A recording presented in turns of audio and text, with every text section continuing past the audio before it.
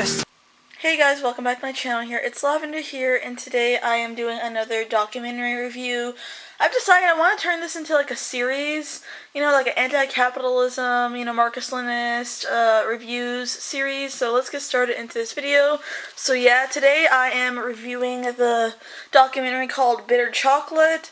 So let's get started into this video. So yeah, I give this film, documentary film, Bitter Chocolate, I give it a 7 out of 10. I don't give documentaries higher than that unless it talks about why capitalism is the issue, and this one did not even reference the word capitalism, I don't think, so yeah, I give it a 7 out of 10. It's a very good documentary, but again, I would like documentaries to literally talk about the system, capitalism, and how the system, enables the capitalists to exploit people and destroy the environment, climate change, capitalism is like the biggest thing with pollution.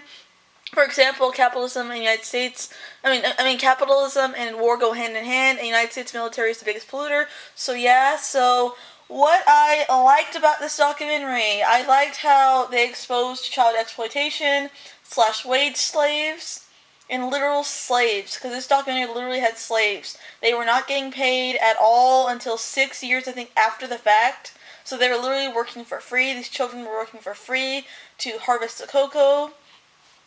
I like how it promotes anti-capitalism ideals. It's showing everyone how bad capitalism is. I like how it exposed the deforestation in the area and how capitalism, contributes to that. I like the undercover journalists, how they actually got really good journalists to do this, when their own government didn't want to help, the problem. The journalists exposed what they were doing. I like how the statistics are proven, and I also really liked this. Most of the child slaves were they were immigrants from Thomas Sankora's country, Barano Fasco, and I like how that is exposed, because notice how when Thomas Sankara was there later, it was going in the right direction, everything was getting better, they became self-sufficient, and then he was murdered, and then after he was murdered, the whole country went to shit. It's 5 o'clock. Candace, you ready? Martina, you ready? Alright, girls, let's hit the road. Every time socialism failed in Africa, you can find a leader who was killed by the CIA. That is weird, isn't it? If socialism fails every time, why does the CIA have to kill socialist leaders? Why can't they just let the country fail? Did socialism fail in Burkina Faso under Thomas Sankara, when there were massive tree planting programs, school building programs, nationwide literacy campaigns, and making huge gains in gender equality? Or what about this? I thought socialism always leads to corruption. Sankara cut the salaries of government officials, including his own, banned flying first class, sold all the government Mercedes. The dude didn't even use air conditioning. So obviously under Sankara, socialism wasn't failing, which means the CIA and the French had to murder him. So I like how they talked about their immigrants from Barano Fasco, because under Thomas Sankara, it was a good country, and then after they murdered him, it became a horrible country, a corrupt country again. So I like how they exposed that. See what capitalism does? Capitalism destroys everything. Imperialists destroy everything, Marxist-Leninism is the way to go. Look at Thomas Sankara. I like how they exposed that, though.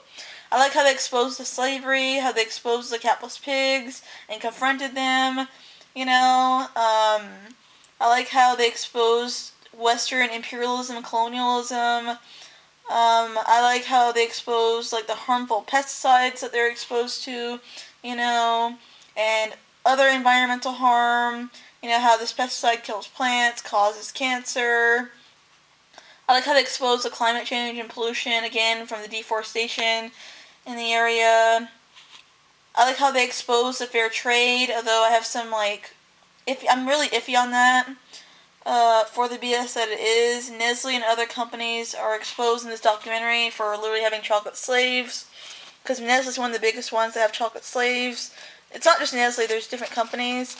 The things I disliked about this documentary.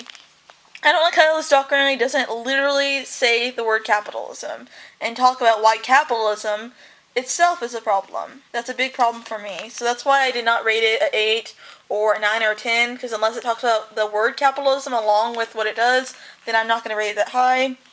The last thing I don't like about it is I don't like how this documentary supports the free trade movement. And then, like, when there was this company in the documentary, it was free trade, but then it got its free trade thing taken away from them because they were using, I think, child exploitation or something for their cocoa chocolate or whatever.